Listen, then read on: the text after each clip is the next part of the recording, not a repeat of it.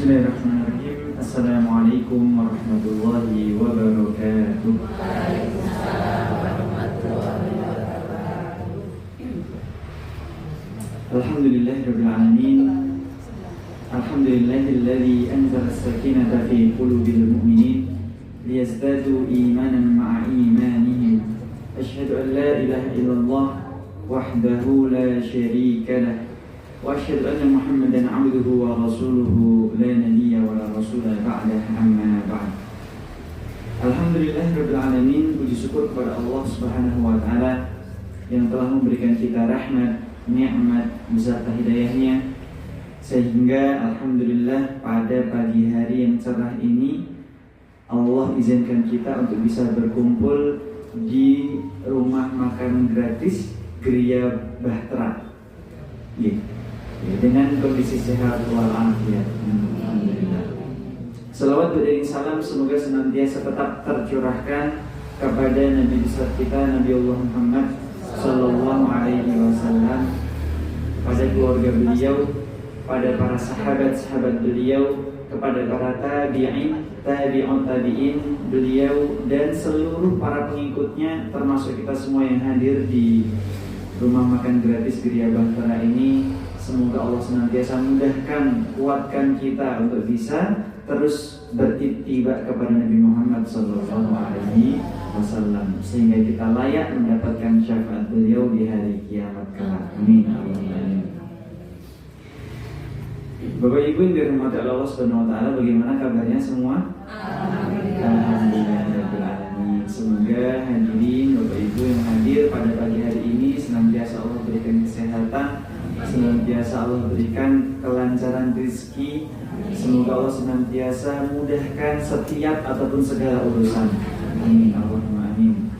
Insyaallah kita pagi hari ini akan sedikit mencari ataupun menggapai ridhonya Allah Subhanahu wa taala, yaitu dalam rangka mencari ilmu, menuntut ilmu, dan menjadikan salah satu wasilah untuk bisa mendapatkan hidayah Allah Subhanahu wa taala. Karena kita tidak tahu bagaimana dan kapan hidayah itu akan datang. Kalau kita belum tahu dan kita tidak bisa mendapatkan hidayah tersebut, maka kita harus menjemputnya dengan cara menuntut ilmu. Alhamdulillah. Pada kesempatan kali ini insyaallah kita akan bahas tentang bagaimana keutamaan orang yang suka memberi makan atau memberi minuman kepada orang lain. Insyaallah kita akan bahas, emang penting gak sih kita itu bagi-bagi makanan ke orang? Penting gak sih kita itu bagi-bagi minuman ke orang? Ya, insyaallah kita akan bahas pada kesempatan kali ini. Dan semoga jamaah sekalian Allah senantiasa mudahkan dalam rangka menuntut ilmunya.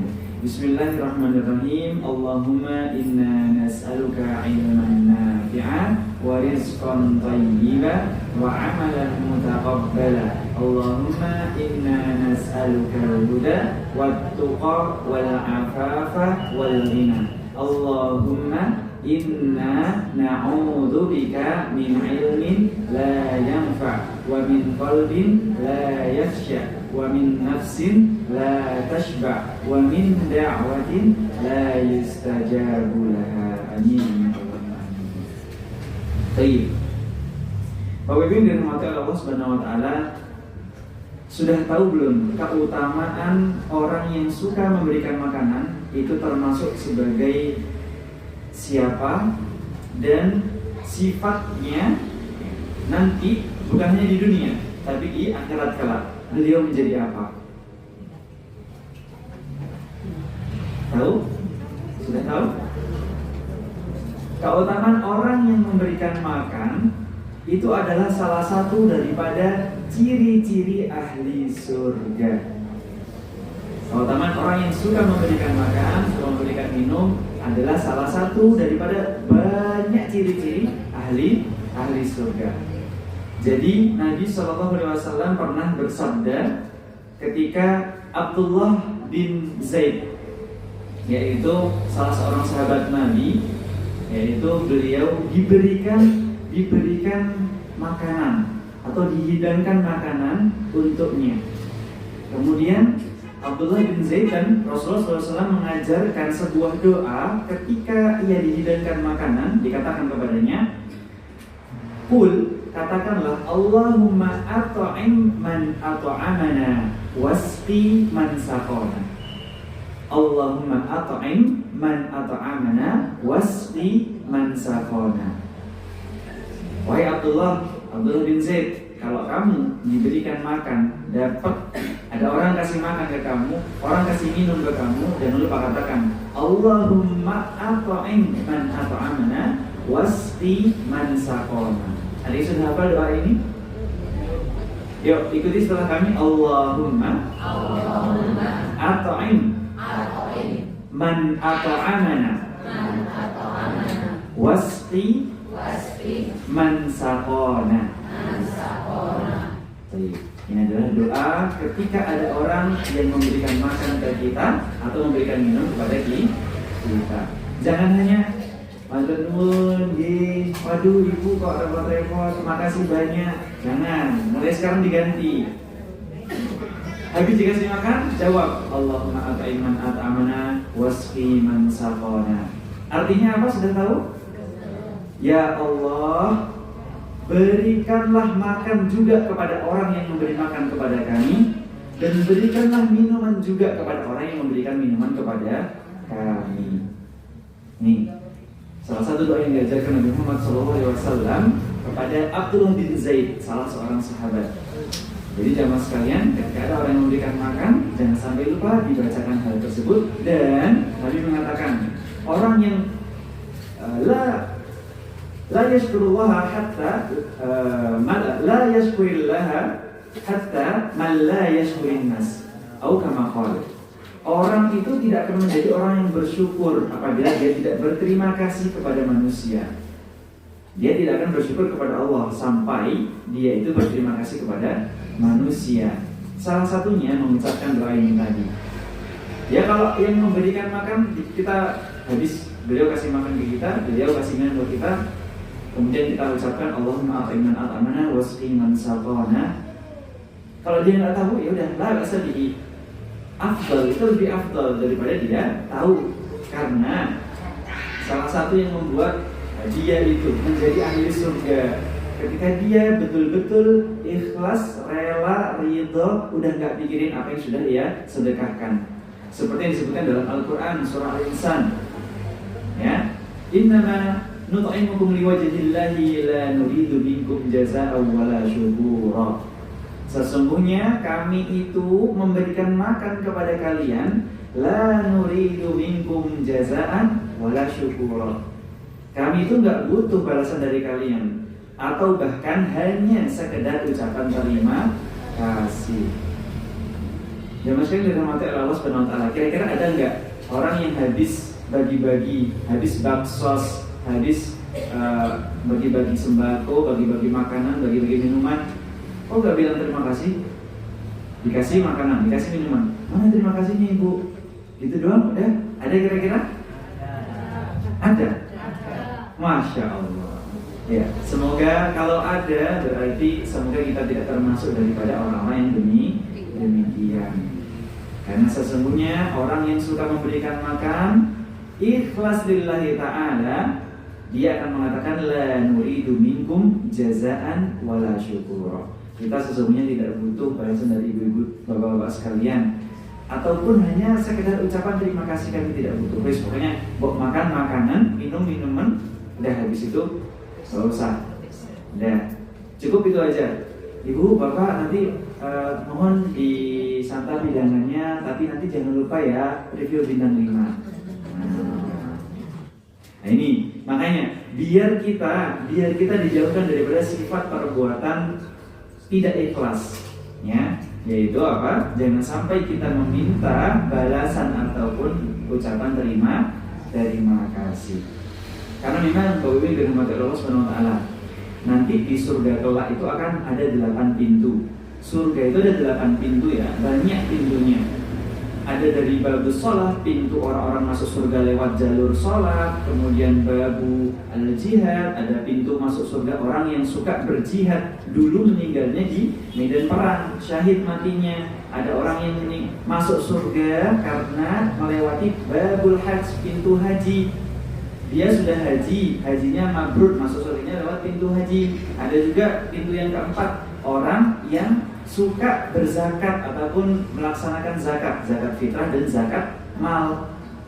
Beliau tidak pernah absen, zakat itu selalu, bahkan beliau kalau zakat itu beliau nggak mau, kalau minimal 2,5 kilo nggak mau saya kalau zakat kalau bisa minimal 10 kilo beras, minimal sekian.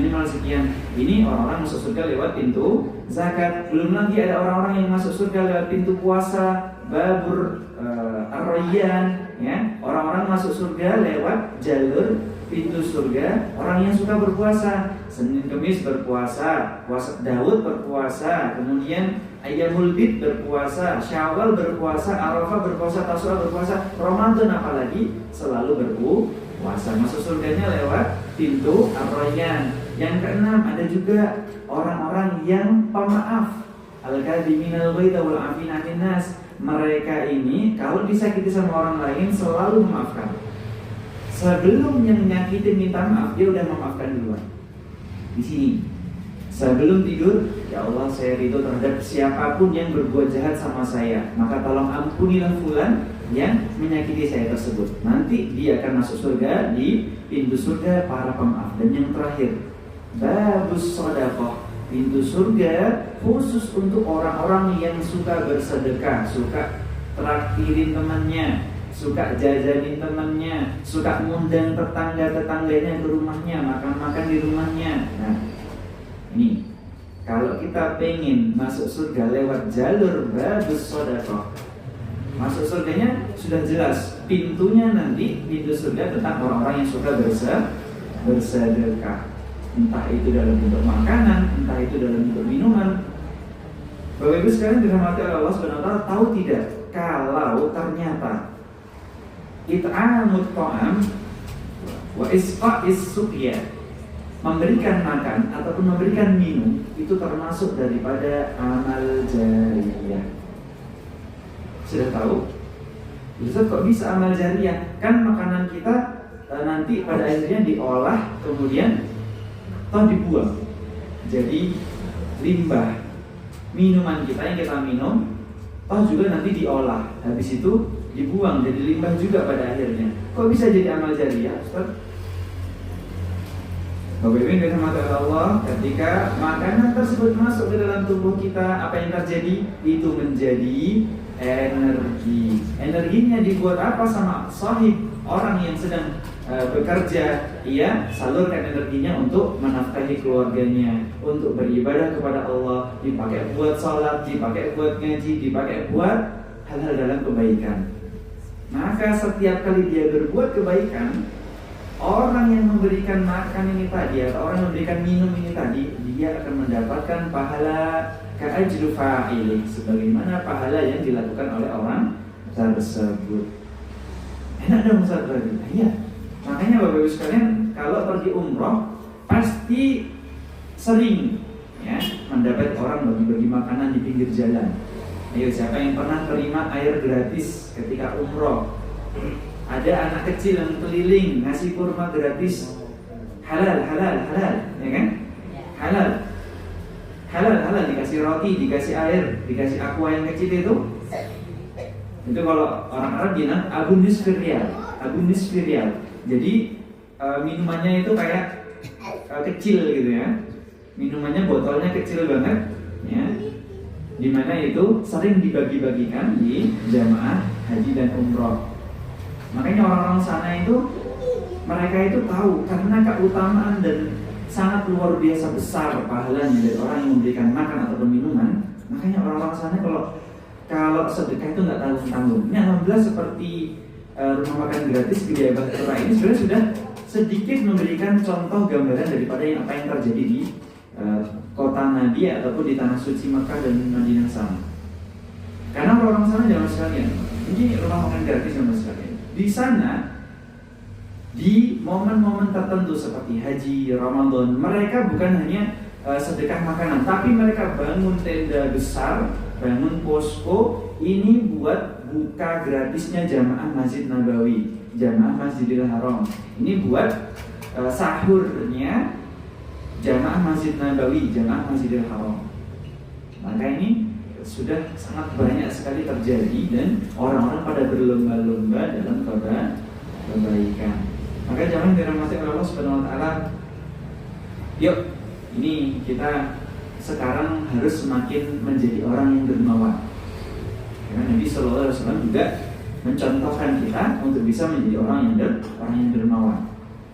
Juga salah satu ciri-ciri orang yang sudah menunaikan ibadah haji, kemudian dan ia tergolong menjadi haji yang mabrur. Ciri-cirinya adalah dia mulai suka menjadi orang yang dermawan.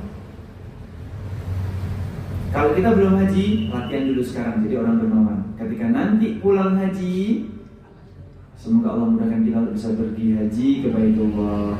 Semoga Allah mudahkan kita untuk bisa umrah haji tiap tahun dengan fasilitas terbaik, dengan kemudahan, dengan keamanan, dengan kenyamanan. Amin amin Allahumma amin. Karena nanti mabrurnya seseorang ketika pulang haji, ketika dia pulang dari haji, dia mudah untuk berderma. Mas, adik-adik, yuk datang ke rumah paman yuk. Paman punya sesuatu, yuk dikasih, dibagi-bagikan makanan. Bapak Ibu, monggo besok setiap malam Jumat diadakan kajian di rumah kami. Nanti kita kajian bareng, nanti kita makan-makan bareng. Monggo. Nah ini kalau dia setelah pulang haji terbiasa berderma ke orang lain, bahkan menjadi seperti para sahabat, udah nggak mikir apa-apa lagi. Seperti Abu Bakar, Umar bin Khattab, Utsman bin Affan, Ali bin Abi Thalib. Ibarat kalau mau sedekah itu nggak usah hitung-hitungan, tanpa perlu hitung-hitungan. Ada perang, ada kebutuhan kaum muslimin, Abu Bakar, semua harta saya ya Allah, ya Rasulullah, udah ini buat kaum muslimin, buat kebutuhan kaum muslimin. Umar bin Khattab separuhnya kami sisihkan ya Rasulullah, ini untuk kebutuhan kaum muslimin. Utsman bin Affan semuanya. Abdurrahman bin Auf, Masya Allah. Jadi kalau kita seperti itu jangan dirahmati Allah Subhanahu wa taala. Maka sesungguhnya kita layak mendapatkan pintu surga yang namanya babus shadaqah tadi. Maka jangan dirahmati Allah Subhanahu wa taala. Yuk maksimalkan kita untuk bisa menjadi orang yang suka memberi makan, menjadi orang yang suka memberi minum kepada orang lain. Baik, selanjutnya, ternyata perbuatan dermawan ini membuat kita dijauhkan dari api neraka. Nabi bersabda dalam hadis muttafaqun alaih. Muttafaqun alaih itu maksudnya hadis riwayat Bukhari dan Muslim. Berarti sudah pasti sahih, sudah pasti kredibel ini hadisnya. Nggak bisa diganggu-gugat, nggak perlu ditanyakan, langsung aja. Oh, kalau hadis riwayat muttafaqun alaih berarti harus diterima. Nabi bersabda, ittaqun nara walau bitamrah. Ittaqun nara walau bitamrah. Takutlah kalian, hindarkanlah diri kalian an-nar, dari api neraka, walau bitamrah, meskipun dengan cara memberi makan orang dengan tamar. Apa itu tamar? Kurma. Meskipun dengan kurma, jauhkanlah diri kalian dari api neraka. Berarti kalau sebutir kurma saja bisa menyelamatkan kita dari api neraka, bagaimana dengan sepiring nasi? Dengan berapa butir nasi itu yang kita sedekahkan, kita dermawankan. Kemudian berapa tegukan air yang kita berikan kepada orang-orang, ya, Masya Allah. Berapa banyak lauk dengan jerih payah kita masakin, kita bungkusin dengan rapi, kemudian kita berikan kepada beliau. Maka di sini jangan dirahmati Allah Subhanahu wa taala. Imam An-Nawawi dalam syarah Muslim, beliau menyatakan salah satu yang membuat kita selamat. Mungkin kita bukan orang-orang yang soleh jamaah sekalian. Orang-orang yang ngaji itu bukan orang-orang yang soleh dan solihah, bukan. Orang-orang yang ngaji itu orang-orang yang harusnya memang wajib thalabul ilmi fardhatun 'ala kulli muslimin wa muslimah. Talabul ilmi, menuntut ilmu itu wajib bagi setiap muslim dan muslimah. Jadi orang yang ngaji itu bukan orang-orang yang soleh, bukan. Memang wajib. Orang yang sholat 5 waktu bukan orang-orang yang soleh, bukan. Tapi memang dia wajib melaksanakan sholat 5 waktu. Baru kalau kewajibannya sudah ditunaikan, orang yang suka memberi makan, orang yang suka memberikan minuman, orang yang bangun di tengah malam sepertiga malam yang akhir tadi menjelang subuh, di sebelum subuh bangun sholat malam qiyamul lail, inilah orang-orang yang soleh. Orang-orang yang waktu luangnya digunakan untuk beribadah. Oh ini sudah jam 8, sudah jam 9, wah ini waktunya sholat duha. Sholat duha dia, Maka di sini adalah ciri-ciri orang yang soleh dan solehah. Kalau kita menjadi orang-orang seperti itu yang disebutkan dalam Imam An-Nawawi, meskipun hanya dengan memberikan makan, memberikan minum, traktir. Ini kalau anak-anak muda suka traktir temannya, itu pahala juga loh Bapak Ibu sekalian, jangan diremehkan. Bukan, nggak mesti harus dalam bentuk rumah makan, nggak mesti. Kasih snack, kemudian ajak makan-makan, nongkrong, kita yang bayarin, itu sedekah juga jamaah yang dirahmati Allah Subhanahu wa taala. Makanya jangan sampai hanya mendefinisikan it'amut ta'am wa isqa'us suqya itu adalah dalam bentuk nasi kotak, nasi box, nasi bungkus, kemudian dibagikan di pinggir jalan, enggak, ataupun dibagikan Jumat berkah, enggak. Tapi semua yang bentuknya it'amut ta'am wa isqa'us suqya adalah dimanapun kondisi dan bagaimanapun keadaannya. Ini agar kita semakin mengingat bahwasanya betapa mulianya perbuatan ini. Ringan sekali memang, tapi sangatlah mulia. Kemudian juga termasuk salah satu perbuatan yang dirahmati Allah Subhanahu wa taala, yaitu orang-orang yang suka it'amut ta'am wa isqa'us suqya adalah salah satu daripada amal yang paling dicintai oleh Allah Subhanahu wa taala.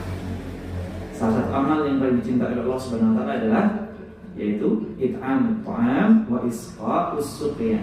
Nabi bersabda dalam hadis riwayat At-Tabrani dalam kitab Al-Mu'jam Al-Kabir, ahabbun nasi ila Allah, orang yang paling dicintai oleh Allah, linnasi anfa'uhum, yaitu orang yang paling bermanfaat kepada manusia. Khairun nasi anfa'uhum linnas. Maka orang yang paling dicintai oleh Allah Subhanahu wa taala adalah yang paling bermanfaat bagi manusia yang lainnya. Kemudian dilanjutkan wa ahabbul a'mali inni wa ahabbul a'mali, dan amalan yang paling dicintai oleh Allah sesungguhnya itu mengatakan ilallahi surura tudkhilu ala muslimin. Ketika kamu memasukkan kebahagiaan dalam hati seorang muslim dan muslimah, entah itu dalam bentuk apa, memberikan sedikit makanan, kurma, kemudian memberikan segelas minuman, aqua misalnya, ataupun botol, pokoknya memberikan minuman, suqya, isqa'us suqya, kemudian au takshifa anhu karburbatan, disebutkan juga. Kemudian ketika engkau membuat hati seorang muslim dan muslimah tersebut dia bergembira meskipun hanya sedikit saja, maka termasuk daripadanya adalah tabassumuka li wajhi ahika laka sadaqah. Senyummu kepada saudaramu adalah sedekah. Kira-kira jangan dirahmati oleh Allah Subhanahu wa taala. Padahal hanya senyum, enggak modal apa-apa, enggak ngeluarin duit, enggak ngeluarin sepeser rupiah pun. Hanya modal senyum aja. Sehat ibu, berkah ibu, lancar selalu ibu rezekinya. Dengan modal senyum aja, ketemu di jalan, ketemu sama teman kita, ketemu sama saudara kita, tetangga kita, sahabat teman lama kita, bahkan kita lemparkan senyum ke dia, maka itu termasuk daripada sedekah. Kalau yang sekecil itu saja berbuah sedekah, apalagi yang lebih besar daripada itu. Karena sedekah ini jangan dirahmati oleh Allah Subhanahu wa taala. Sesungguhnya salah satu keutamaan amalan yang saat itu juga Allah akan balas di dunia maupun di akhirat adalah salah satunya sedekah. Kita lihat ya, ada amalan-amalan yang Allah itu mungkin nggak langsung akan balas di dunia. Amalan-amalan seperti puasa, Allah nggak balas di dunia. Dia lapar, dia lelah, dia letih, dia haus, ya. Allah nggak akan balas di dunia, tapi nanti Allah akan ganjar di akhirat sesuai dengan keinginan Allah sendiri. Kalau sedekah memberikan makan, memberikan minum, menyisihkan sebagian harta, maka dia termasuk daripada amalan yang berpotensi langsung diganjar oleh Allah di dunia maupun di akhirat. Jadi ibu sekalian, bapak ibu sekalian, kalau pernah dengar quotes hemat pangkal kaya, benar atau tidak? Hemat pangkal kaya, menurut dalam agama kita yaitu agama Islam, yang membuat kita menjadi lebih kaya, Allah tambahkan rezekinya adakah? Sedekah pangkal kaya. Hemat pangkal kaya berarti palit pangkal kaya. Ya. Dalam pandangan agama Islam, agama kita, sedekah pangkal kaya. Mana maksud sedekah min malin, tidaklah sedekah itu mengurangi harta, bahkan bertambah. Kita ngeluarin duit 10.000 buat masukin kotak amal hari Jumat.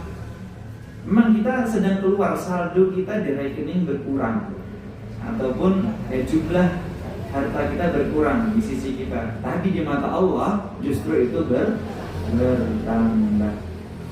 Maka jamin dari Allah Subhanahu wa taala. Kemudian Nabi melanjutkan, au taqdi anhu dainan, atau orang yang membantu saudaranya dalam hal hutang, au tatrudu anhu ju'an, atau ketika engkau menghilangkan rasa lapar seseorang. Ini adalah salah satu amalan yang paling dicintai oleh Allah, yaitu menghilangkan lapar dahaganya seseorang. Jamin dirahmati oleh Allah Subhanahu wa taala. Ini sangat luar biasa ini. Ini kalau kita mengetahui keutamaan daripada apa yang Nabi SAW sampaikan kepada kita semua, maka sesungguhnya ini membuat kita ini, hari yang hadir pada pagi hari ini, mudah untuk diterima atau diijabah doanya. Ketika kita menjadi orang yang menghilangkan rasa lapar, rasa dahaga di dalam diri orang lain, ketika orang lain tersebut, ya Allah, semoga Allah balas orang yang memberi makan tadi, orang yang memberi minum tadi dengan berlipat-lipat kebaikan untuknya, dengan berlipat-lipat rezeki untuknya. Ini kalau orang yang memberi makan tadi nggak tahu didoain kayak gitu, hati-hati. Kami sampaikan saja, hati-hati ketiban rezeki nomplok. Karena salah satu keutamaan doa yang akan diijabah oleh Allah Subhanahu wa taala ketika saudara seorang muslim mendoakan muslim lainnya, kemudian muslim tersebut tidak tahu ketika ia sedang didoakan. Lagi didoain, tapi kita nggak tahu kalau kita lagi didoain. Maka kemungkinan besar doa tersebut akan diijabah oleh Allah Subhanahu wa taala. Salah satu la turaddu da'watuhum, ada 3 orang yang tidak akan ditolak doanya. Ya, ini jamaah sekalian, makanya penting sekali kita latihan berderma, itu penting sekali. Yang pertama, as-shaim hatta yuftir, yaitu golongan yang pertama, orang yang berpuasa sampai dia berbuka. Berpuasa nih, sudah mau adzan maghrib, insyaallah. Kemudian dia berdoa, ya Allah, semoga orang yang memberikan buka buat kita, buka puasa buat kita, semoga orang ini Allah sukseskan bisnisnya di dunia, dan Allah mudahkan, Allah lancarkan untuk menuju surganya Allah kelak. Amin. Salah seorang yang sedang berpuasa berdoa seperti itu, jamaah yang dirahmati Allah Subhanahu wa taala, hati-hati. Hati-hati, itu sudah cukup untuk mendapatkan ijabah, dikabulkannya doa daripada orang tadi.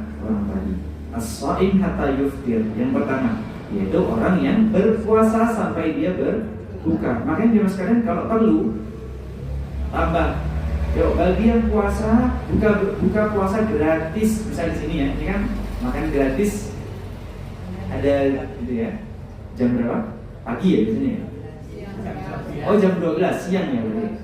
Biasanya siang. Kalau perlu ditambah sore dibuka lagi bagi yang puasa Senin Kemis atau puasa Daud atau sedang berpuasa, buka puasanya gratis.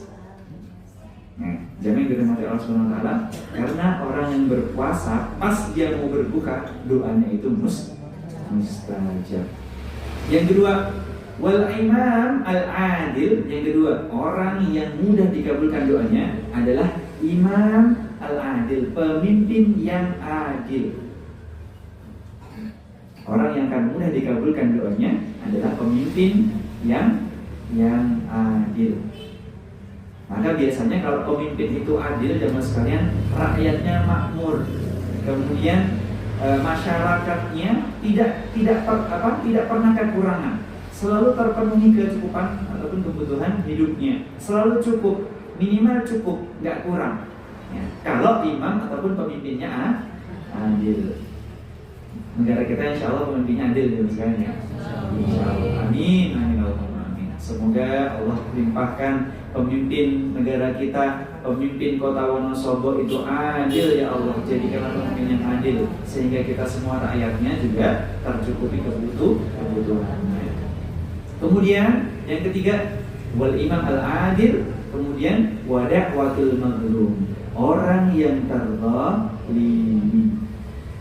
Jamin dirahmati Allah Subhanahu wa taala. Siapa yang pernah terzalimi? Kita semua insya Allah sudah pernah terzalimi, ya. Ya, saya yakin kita semua sudah pernah terzalimi. Kita semua sudah pernah terzalimi, dan ingat ya mas sekalian, ketika kita terzalimi, jangan lupakan untuk kita berdoa kepada Allah. Ketika kita terzalimi, jangan lupakan untuk berdoa kepada Allah. Doanya yang baik-baik, tapi ya, janji doa yang baik-baik. Janji. Ada orang ngebut pakai knalpot brong, ketika kita sakit nggak? Terganggu nggak? Oh, mudah-mudahan jatuh kamu nanti. Ayo, katanya janji mau doain yang baik-baik. Nih, kalau kita terzalimi, insya Allah doanya mustajab. Jangan doain dia jatuh, mending doain kita. Ya Allah semoga aku masuk surga. Ya Allah semoga bisa haji. Ya Allah semoga aku bisa umroh. Gitu doanya. Jangan malah didoain yang buruk-buruk. Pernah ada zaman sekalian ini kisah yang sangat masyhur ketika kami pernah mendengar kisah ini. Seorang rakyat yang masya Allah qadarullah ini karena kezaliman pemimpinnya. Seorang rakyat yang tengah pulang dari memancing, pulang karena dia rakyat ini sedang memancing, profesinya nelayan. Pulang dari memancing membawa tangkapan ikan yang sangat besar ya sekalian, masya Allah, ikannya besar. Wah, ini bagi dia ini adalah rezeki Allah yang sangat luar biasa. Dia pulang dengan membawa tangkapan ikan yang sangat besar, dengan membawa tangkapan ikan. Ya Allah semoga kita semua masuk surga. Amin. Baru aja dia ngomongin sekali. Baik. Kemudian ketika dia pulang, qadarullah pemimpin di daerahnya dia sedang keliling. Kemudian juga sama memancing juga. Qadarullah pemimpinnya ini nggak dapat tangkapan sedikit pun, satu ikan pun enggak. Ketika melihat rakyatnya, loh, kamu bisa dapat ikan sebesar itu. Karena dia punya kuasa, karena dia punya kedudukan yang tinggi. Wahai penjaga, tolong kalau itu bodyguardnya, tolong ambil itu ikan yang dimiliki oleh nelayan tersebut. Diambillah, dipaksa, dirampoklah, ya, nelayan tersebut. Tentunya menolak, enggak mau saya, enggak ambil sekarang juga. Akhirnya dipaksa dan diminta ikannya tadi. Karena nelayan ini sedang terzalimi, masya Allah, dia betul-betul sedih luar biasa, nangis jadinya. Ya Allah, ini adalah rezeki saya satu-satunya, profesi saya, jalur saya untuk mencari rezeki cuma lewat dari mencari ikan, nelayan, jadi nelayan, kok malah diambil ya Allah. Kemudian dia sedih, dia terzalimi, dia menangis, bahkan mengadu kepada istrinya. Pemimpin ini tadi dia pulang membawa hasil tangkapannya nelayan yang tadi. Sampai rumah, ya dapat ikan gede. Ya, suka dia, senang dia. Hobinya dia juga sama, memancing juga. Kemudian apa yang terjadi? pas dia mau memasak ikan tersebut, qadarullah ikan tersebut menggigit jarinya. Ikan tersebut menggigit jarinya. Mau di apa? Dibeteti. Mau dibeteti, mau dibersihkan, mau disembelih, mau dibersihkan itu, tiba-tiba ikannya ini kan banyak tuh ikan mau dimasak tiba-tiba gerak-gerak sendiri ya kan. Nah, padahal udah harusnya mati, dia masih gerak-gerak sendiri, itu digigit tangannya, kemudian terluka tangannya dan infeksi. Kalau dia sakit demam, setelah itu dia sakit demam, beberapa lama dia periksa sampai di tabib itu apa? Dokter, sampai di dokter, kemudian dokter mengatakan, wah ini gawat, ini harus diamputasi. Jarinya diamputasi. Dia pulang ke rumahnya, kemudian dia udah, aduh kenapa ya kok saya sampai seperti ini? Apa yang terjadi? Gak berapa lama dia demam lagi, naik lagi demamnya, sakit lagi tubuhnya. Periksa lagi ke dokter apa yang terjadi, wah ini gawat. Ternyata infeksinya sudah menjalar ke tangan, ke lengan, maka harus diamputasi lengan. Tadi jarinya dipotong, sekarang lengannya dipotong, ya. Lengannya dipotong. Kemudian setelah itu dia baru nyadar, ini apakah akibat daripada saya mengambil secara paksa ikan yang kemarin dari nelayan tersebut. Akhirnya beliau, pemimpin ini, dia memutuskan untuk mendatangi rumah nelayan tersebut. Kemudian dia meminta maaf dan bertanya. Dia minta maaf, dia nyesel, dan dia bertanya, pemimpinnya bertanya kepada nelayan tersebut, Pak, sesungguhnya kemarin pas kami rampok ikan Anda, apa yang kau lakukan? Kemudian nelayan tadi mengatakan apa? Ya, sesungguhnya ketika kemarin engkau mengambil ikan hasil tangkapan kami, dan kami berdoa, ya Allah, dia telah menunjukkan kekuatannya padaku, tolong tunjukkanlah kekuasaanmu padanya, kata nelayan tersebut. Barulah setelah itu pemimpin ini tadi dia terpukul, sama-sama terpukul. Berarti inilah buah daripada doa yang diucapkan nelayan tersebut. Akhirnya setelah pemimpin tadi meminta maaf, kemudian diganti ya, dengan yang lebih banyak daripada, bahkan diganti, kalau kami dengar seingat kami, kisahnya diganti dengan sekantung emas untuk nelayan tersebut. Jangan dirahmati oleh Allah Subhanahu wa taala. Berarti ini menunjukkan bahwasanya dakwatul mazlum, doa orang yang terzalimi itu maqbul, mustajab. Maka kalau kita sedang terzalimi, jangan sampai kita mengucapkan doa-doa ataupun ungkapan-ungkapan yang buruk, eman-eman. Apa? Kesempatan berdoa mustajabnya jangan disia-siakan. Gunakan untuk berdoa dalam kebaikan. Ada orang yang bikin kita marah, orang yang bikin kita kesel, doain yang baik-baik, ya bagus sekali. Jangan sampai udah, semoga, pokoknya doa-doa yang buruk janganlah pokoknya. Ucapkan doa-doa yang baik, karena malaikat itu, ketika kita berdoa yang baik-baik, malaikat itu mengatakan wala kamislu. Ya Allah, semoga Bapak, Ibu yang habis ngasih saya nasi kotak ini, semoga Allah berikan kelancaran rezeki, semoga Allah mudahkan urusannya, semoga Allah karuniai seorang putra, Allah karuniai jodoh. Pokoknya doa yang baik-baik. Malaikat menjawab wala kamislu, dan semoga itu semua kembali kepadamu. Berarti rumusnya, kalau kita doain orang lain dengan kebaikan, sesungguhnya kita mendoakan diri kita sendiri untuk kebaikan. Jangan dirahmati Allah Subhanahu wa taala, betapa pentingnya menerapkan amal yang ternyata sangat luar biasa ini.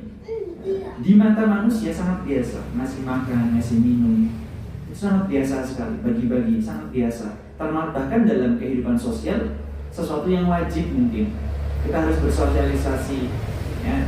Bahkan kalau ada tetangga ngasih sebagian lauknya ke tetangganya yang lain, nanti tetangga tersebut merasa, oh iya, aku juga pengen ngasih kebaikan buat tetangga tersebut.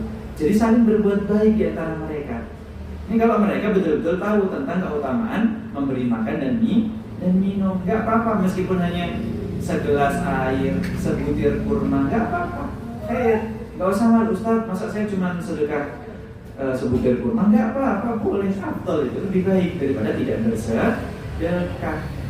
Maka jemaah yang dirahmati Allah Subhanahu wa taala, juga nih salah satu yang menjadi amalan terbaik.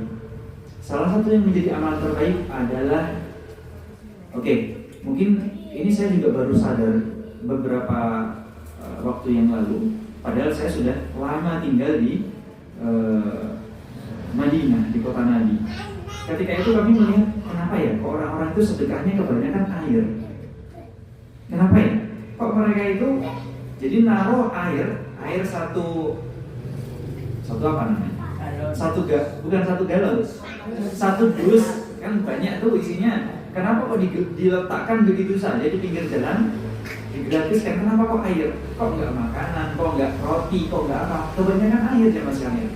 Di mana-mana air, di pintu gerbang masjid air, di pinggir jalan air, di parkiran air, dimanapun air. Di tempat keramaian itu pasti ada air di situ, gratis, air gratis. Ternyata sedekah air itu adalah sedekah terbaik, ya. Sedekah air adalah sedekah terbaik yang disampaikan Nabi Shallallahu Alaihi Wasallam dalam hadis riwayat An-Nasa'i. Beliau mengatakan, ketika Sa'ad bin Ubadah radhiyallahu anhu, beliau mengatakan, ya Rasulullah, wahai Rasulullah, ayyu shadaqati afdal? Sedekah apa yang paling afdal? Sedekah kan bisa harta, sedekah bisa makanan, bisa minuman. Ketika saat bertanya, qal suqyal ma. Sedekah yang paling afdal adalah memberikan minum. Jamaah yang dirahmati oleh Allah Subhanahu wa taala. Penjelasan Imam Ibnu Qudamah dalam kitab Al-Mughni di sini adalah, air itu kenapa kok disebut sama Rasulullah sebagai sedekah yang paling utama? Ternyata siapapun yang ada di atas bumi Allah ini membutuhkan air. Kita butuh air nggak jamaah sekalian? Kita butuh air. Hewan butuh air nggak jamaah sekalian? Butuh. Bahkan hewan butuh air. Mobil, motor butuh air nggak jamaah sekalian? Lihat deh motor, mobil ada radiatornya, isinya apa? Air. Padahal apa? Mesin panas. Kok butuhnya air? Bahkan ya, bukan hanya manusia dan hewan, ternyata banyak ciptaan-ciptaan Allah itu butuh air.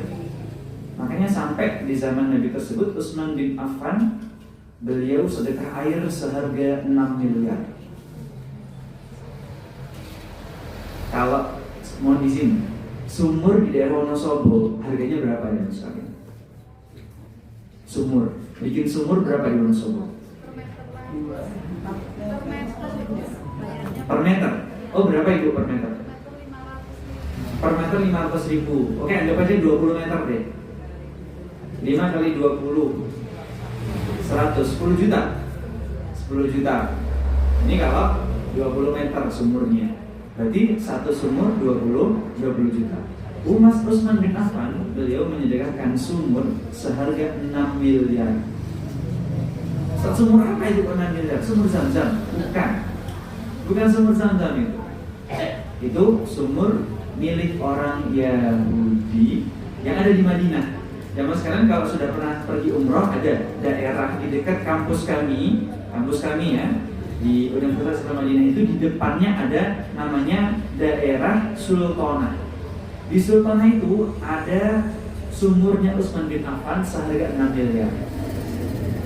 Jadi ketika Utsman bin Affan melihat kebutuhan kaum muslimin, sangat sedikit sekali airnya di zaman tersebut. Ya udahlah, kalau misalnya kaum muslimin butuh, mau tidak mau saya akan beli sumur tersebut. Nego sama orang Yahudi. Gimana? Sumurnya kalau saya beli harganya berapa? Orang Yahudi tersebut ngomongnya itu apa? Kalau bilang harga itu nggak mikir gitu. Ya udah, sekian dinar yang setara dengan 6 miliar rupiah. Terus benar apa yang terjadi? Ya udah, kita beli aja 6 miliar, nggak apa-apa. Yahudi ini kaget, lah beneran kamu harga segitu dibeli? Iya, kita beli. Karena saking senangnya orang Yahudi ini tadi, apa yang terjadi? Ya udah, nih sumurnya ambil dan kebun kanan kirinya ambil semua. Saya kasih. Katanya orang Yahudi ini tadi. Akhirnya di sana ada kebun kurma milik Utsman bin Affan yang diwakafkan sampai sekarang, masih ada zaman sekalian. Masya Allah, itu berapa? Ustaz, itu berapa Ustaz pahala yang diraih oleh Utsman bin Affan? Wah, ini mah kalau nggak masuk surga, ya pasti masuk surga ini. Berarti dari 1400 tahun yang lalu atau 1000 tahunan yang lalu, berarti Utsman bin Affan sudah bersedekah kepada kaum muslimin. Sampai sekarang zaman sekarang kami pun pernah mengambil, saya ingat kami pernah mengambil di sumur, kemudian dibuat keran begitu. Bagi kaum muslimin yang pengen ambil air di sana gratis boleh karena wakaf. Tinggal datang aja, antri galon, karena banyak yang ambil zaman sekarang. Sampai sekarang pun masih banyak. Ya. Karena di tanah suci Arab Saudi dan di Makkah dan Madinah, kebanyakan minuman yang kita minum adalah air dari mana? Air dari laut, sulingan, air sulingan. Jadi suling yang pertama, kedua, ketiga, dan yang kesekian kali baru bisa diminum buat kaum muslimin. Maka jarang-jarang kalau ada sumur kok keluar air, ini airnya sangat luar biasa bagus zaman sekalian. Makanya Utsman bin Affan saat itu ketika beliau menyedekahkan air, ini wakaf untuk kaum muslimin dan berhak dimiliki oleh siapapun. Insyaallah. Jadi yang dirahmati oleh Allah Subhanahu wa taala. Maka ini termasuk daripada sedekah jariyah, yaitu suqyal ma, yaitu memberikan air. Yuk kita perbanyak amal soleh kita, termasuk daripadanya suka memberi makan, suka memberi minum. Bukan hanya kepada manusia, hewan gak apa-apa. Kasih minum kucing kehausan, kasih minum anjing sedang kehausan, kasih makan sapi, kasih makan siapapun, kasih. Jadilah orang yang dermawan, jadilah orang yang mudah mengeluarkan hartanya di jalan Allah. Karena ada pintu di surga nanti yang kita ingin masuki, namanya babus sedekah. Pintu surga bagi orang-orang yang bersedekah di jalan Allah.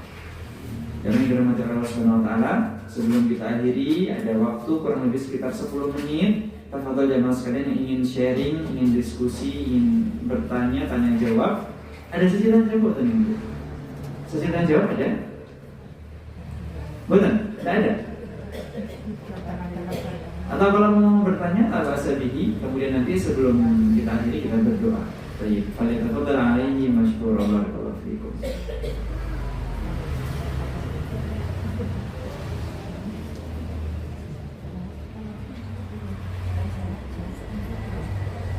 Sudah cukup semua insyaallah? Sudah paham semua insyaallah? Tentang it'am ta'am wa isqaqus suqiyah? Monggo ibu-ibu jika ada yang ingin bertanya kepada Pak Ustaz dipersilakan.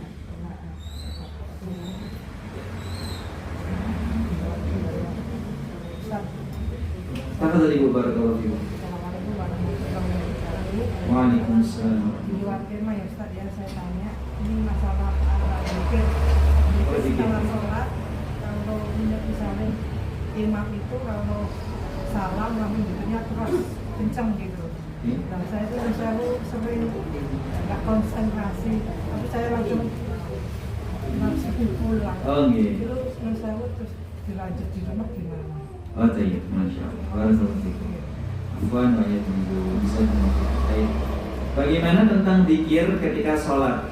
Ketika selesai sholat, imam berzikir dengan keras, kemudian kita melanjutkan zikir tersebut sendiri di rumah. Apakah boleh atau tidak? Jawabannya adalah boleh. Bahkan tidak perlu sampai rumah, sambil jalan berzikir pun tidak mengapa. Bahkan nggak perlu sampai rumah, sambil jalan baru kita bangkit sambil astagfirullah, Allahumma antas salam, wa minkas salam. Sambil jalan itu nggak apa-apa, boleh.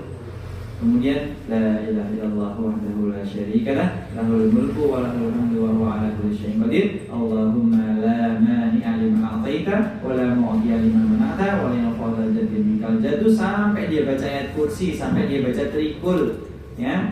Maka boleh dilanjutkan sampai rumah. Di jalan nggak apa-apa, di rumah juga tidak mengapa. Tapi jangan sampai kita meninggalkan keutamaan zikirnya ini, Bapak Ibu sekalian, karena yang lebih afdal zikirnya itu ketika kita masih berada di tempat sholat kita. Barang siapa yang dia setelah melaksanakan sholat, menyelesaikan sholatnya, kemudian dia wayaq'udu, dan dia duduk setelahnya, kemudian wa yastaghfirullaha 10 marat, wa yukabbirullaha, wa yahmadullaha, wa yusabbihullaha, kemudian dia berzikir, bertakbir, bertahmid, bertasbih ya, 10 marat 10 kali, kemudian ia berdoa tsumma da'a, kemudian setelah itu dia berdoa minta sama Allah, maka kata Allah apa? Ajab, aku akan kabulkan doamu. Aulaka kata, atau aku akan mengganti doamu itu dengan yang lebih baik seperti ini atau seperti itu. Imam Ibnu Battal rahimahullah beliau mengatakan, kalau ada orang yang duduk habis sholat, duduk di tempatnya, habis assalamualaikum warahmatullah, dia nggak langsung bangkit, diam dulu, istighfar dulu, zikir dulu, baru habis itu dia berdoa, maka Allah akan mengabulkan doa. Atau Allah akan mengganti doanya dengan yang lebih baik. Jadi seperti itu. Kalau bisa dilakukan di tempat sholat kita, itu lebih baik. Tapi kalau qadarullah, Ustaz saya jadi nggak fokus Ustaz kalau imamnya baca zikirnya keras-keras. Memang Ibu disebutkan dalam kitab Fathul Mu'in, ada kitab namanya Fathul Mu'in. Kitabnya tipis. Fathul Mu'in yang biasa dikaji sama teman-teman di Kalibeber banyak nih. Jadi kan kemarin qadarullah ada teman kami Ustaz Adif, beliau mondok di Hidayatul Quran di Kalibeber, Munggang sana. Beliau menunjukkan kitabnya kepada kami, Ustaz ini kita pakai kitab ini. Kemudian qadarullah, dan sempat kita baca beberapa paragraf ini bagian atas tentang sholat. Dan disunahkan melirihkan zikir ketika setelah sholat. Oh, jadi memang harus pelan-pelan ya zikirnya. Iya, saat ini dalam kitab Fathul Mu'in yang kita pelajari di sana. Oh, ya. Adapun yang sedang berzikir dengan suara yang keras itu mungkin untuk tadrib dan pendidikan buat ngajarin doa-doa zikirnya. Yang pertama dibaca apa? Hadis salam, istighfar berapa kali? 3 kali. Habis itu apa? Allahumma antas salam. Habis itu apa? La ilaha illallah wahdahu la syarikalah, lahul mulku wa lahul hamdu wa huwa ala kulli syai'in qadir. Habis itu apa? Allahumma la mani'a lima a'taita wa la mu'tiya lima mana'ta wa la yanfa'u dzal jaddi minkal jaddu. Habis itu apa? La ilaha illallah wahdahu la syarikalah, lahul mulku wa lahul hamdu wa huwa ala kulli syai'in qadir. La haula wa la quwwata illa billah. Habis itu la ilaha illallah wa la na'budu illa iyyah, lahun ni'matu wa lahul fadlu wa lahus sana'ul hasan. La ilaha illallah mukhlishina lahuddin walau karihal kafirun. Baru habis itu baca ayat kursi. Habis itu baca subhanallah berapa kali? 33. Alhamdulillah berapa kali? 33. Baru habis itu Allahu Akbar 33 lagi. Semuanya berapa jumlahnya? 99. Digenapkan dengan la ilaha illallah wahdahu la syarikalah, lahul mulku wa lahul hamdu wa huwa ala kulli syai'in qadir. Barang siapa baca itu, ghufirat khotoyahu walau kana mithla zabadil bahri. Barang siapa baca zikir itu tadi, akan dihapuskan semua kesalahan-kesalahannya, walau kana, meskipun sebanyak buih di lautan. Kemudian baca ayat kursi, keutamanya apa? Habis itu baca ayat kursi, keutamanya mengqara ayat kursi lam yamna'hu min dukhulil jannah illa ayyam. Barang siapa baca ayat kursi habis sholat fardu, maka enggak akan ada yang menghalangi dia dari masuk surga kecuali kematian. Ibarat dia meninggal, dia masuk surga. Yang terakhir membaca doa apa? Ada satu lagi yang belum kita baca nih, belum kita sebut zikirnya. Membaca apa? Bukan. Sudah. Sayyidul Istighfar? Bukan. Dari sahabat Uqbah bin Amir radhiyallahu anhu, beliau diajarkan dan disampaikan dari Rasulullah SAW. Dari Uqbah bin Amir, dari sahabat Uqbah bin Amir, Iqra'u al-mu'awwidat. Bacalah al-mu'awwidat. Apa itu al-mu'awwidat? Qul huwallahu ahad, qul a'udzu birabbil falaq, qul a'udzu birabbin nas. Ini adalah wasiat dari Rasulullah melalui sahabat Uqbah bin Amir. Setelah baca ayat kursi, jangan lupa, jangan ditinggalkan 3 qul, ya, sangat luar biasa. Barang siapa membaca 3 qul ini, dijauhkan dari gangguan syaitan, dari gangguan jin ataupun gangguan-gangguan dari jin dan manusia.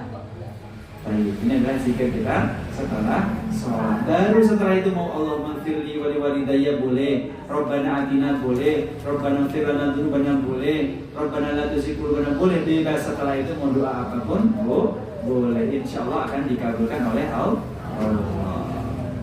Wallahu taala. Ada lagi kita akhiri jamaah sekalian? Ada satu lagi, Pak. Tadi kaitannya dengan tentang doa yang tidak tertolak atau doa yang insya Allah diijabah oleh Allah. Tadi ada di antaranya doa orang yang berpuasa sampai dia berbuka. Apakah itu juga berlaku untuk setiap doa ketika kita berpuasa sunnah? Oh, iya. Ya. Yang kedua, tadi juga tentang doa yang tertolak. Saya pernah mendengar bahwa doa orang tua kepada anaknya dan doa anak kepada orang tuanya itu akan tembus ke langit 7. Artinya insya Allah juga diijabah. Lalu betulkah ungkapan itu? Lalu bagaimanakah syaratnya? Kalau kita mendoakan seseorang, apakah seseorang itu juga harus berdoa? Jadi singkatnya, apakah orang yang tidak pernah berdoa itu bisa kita doakan? Terima kasih. Monggo. Ada 2 pertanyaan. Yang pertama adalah bagaimana kondisi mustajabnya seorang yang sedang berpuasa? Apakah juga termasuk mustajabnya tersebut ketika dia berpuasa sunnah? Iya, ketika dia berpuasa sunnah itu juga mustajab doa-doanya insya Allah. Apalagi ketika dia akan berbuka. Jadi bukan hanya puasa Ramadan aja mas. Ini puasa Ramadan puasa Ramadan tapi juga puasa sunnah. Maka siapapun yang berpuasa sunnah, kemudian sebelum dia berbuka dan dia berdoa kepada Allah Subhanahu Wa Taala, maka doanya mustajab. Karena jemaah sekalian, orang yang berpuasa kalau mau berdoa itu sulit jemaah sekalian. Kenapa? Orang yang berpuasa sulit berdoa. Udah capek, nggak ada tenaga. Kalau dia mau berdoa, berarti ya hati-hati. Bisa jadi doanya dikabulkan. Dia mengucapkan ya Allah, Allahumma firli wa liwalidayya. Itu udah capek, dia itu udah habis tenaganya. Maka kalau dia maksimalkan untuk berdoa, dia tetap ya Allah berdoa, maka insya Allah capeknya itu, letihnya itu, segala sesuatu yang dia tahan dari pagi sampai maghrib itulah yang menjadi yaudah kalau kamu sudah begini, kami ganti langsung dengan balasan dari kami dari Allah Subhanahu wa Ta'ala. Ya, termasuk dari juga puasa sunnah. Yang kedua bagaimana tentang orang yang tidak ataupun jarang berdoa, apakah kita boleh mendoakannya? Ya, apakah kita boleh mendoakan orang yang jarang berdoa? Maka doa ini, keutamaan daripada berdoa ini jemaah sekalian, hatta walau kana, meskipun pada orang yang jarang ataupun imannya sekecil biji zarrah. Dia itu Islam, agamanya Islam, tapi cuma KTP doang. Malas sholat, malas ngaji, malas ngapa-ngapain, la rasabihi, boleh didoakan. Hatta meskipun anak kepada orang tua kepada anaknya. Idza matal insan inqata'an amaluhu. Kalau manusia itu meninggal, terputus semua amalannya kecuali 3. Illa min salas, illa min shadaqatin jariyatin, kecuali sedekah jariyah. Dia meninggal masih ngalir sedekahnya. Dia meninggal rumah makannya masih ada, ngalir pahalanya. Dia meninggal masjid yang dia bangun masih ada, ngalir pahalanya. Dia meninggal jalan raya yang dia bangun masih ada, ngalir pahalanya. Awal ilmin yuntafa'u bihi, ilmu yang bermanfaat. Dia meninggal, dia punya murid, diajarkan ilmu syar'i kepada murid-muridnya. Muridnya punya anak, punya keluarga, punya istri, disampaikan ke anak istrinya, mengalir pahalanya. Anak istrinya punya cucu, kemudian cucunya juga mewariskan ilmu dari buyutnya, mengalir terus, kemudian cucunya lagi keturunan, dan semua keturunannya mengalirkan ilmu-ilmunya, maka juga pahalanya mengalir. Yang terakhir, awaladin sholihin yad'ulah, atau anak soleh yang mendoakan kedua orang tuanya, tidak akan terputus. Anaknya di sini, orang tuanya di alam barzakh, nyampe pahalanya, nyampe doanya. Ya Allah, ampunilah orang tuaku ya Allah. Semakin sedikit adabnya, dosanya semakin dikurang karena doa anaknya. Begitu pula juga dengan orang tua kepada anaknya. Ya Allah, jadikanlah anakku anak yang solih, anak yang solihah. Memang deh mas kalian, semuanya nggak ada yang instan. Kita berdoa, ya Allah jadikanlah anak solih, jadikanlah anak-anak saya jadi anak yang solihah. Apakah langsung jadi anak solihah? Tidak. Itu proses. Wong mie instan aja nggak instan. Mie instan kan masih harus dibuka dulu bungkusnya, dimasak dulu, baru dibuka bumbunya. Kan nggak instan berarti. Ya, tetap harus ada prosesnya. Maka jamaah sekalian, jangan sampai diri kita malas buat berdoa, ya. Karena doa kita, orang tua kita kepada anak kita itu sangat mustajab. Makanya Imam besar Masjidil Haram, Syekh Sudais, Abdurrahman As-Sudais, itu beliau jadi imam itu ternyata bukan karena beliau hafid Quran, bukan. Beliau jadi imam itu bukan karena beliau adalah orang yang paling berwibawa, punya kedudukan di daerah di tanah suci sana, bukan. Tapi karena siapa? Doa ibunya. Ketika Syekh Sudais masih kecil, ibunya lagi masak kue buat menghidangkan makanan untuk tamu yang akan datang. Syekh Sudais masuk ke dalam rumah dengan membawa tanah, pasir, mainan. Anak kecil biasa mainan, bawa pasir ke dalam rumah. Kenalah itu makanan yang sudah dihidangkan, mau dihidangkan buat tamu, kok malah dikotori, akhirnya nggak bisa dimakan. Keluar Syekh Sudais dengan anak kecil, ya jamaah sekalian, anak kecil wajah tanpa dosa, nggak mikir apa-apa. Ibunya marah langsung, semoga kamu jadi imam Masjidil Haram nanti kamu jadi beneran. Ini maksimalkan doa-doa kita kepada anak kita atau untuk orang tua kita itu dengan doa-doa yang terbaik, karena itu nyampe, doanya nyampe, pahalanya nyampe meskipun sudah meninggal. Wallahu ta'ala a'lam. Ada lagi sebentar ini jam 9:06 ya. Ada lagi? Barakallahu fikum. Sudah Pak. Sudah? Iya. Mari kita akhiri kajian kita dengan mengucapkan hamdalah bersama-sama. Alhamdulillahirabbil alamin, dan berdoa bersama-sama. Bismillahirrahmanirrahim. Alhamdulillahirabbil alamin, hamdan na'imin, hamdan syakirin, hamdan yuwafi ni'amahu wa yukafi mazidah. Rabbana wa lakal hamdu kama yanbaghi li jalali wajhikal karimi wa 'azimi sultanika.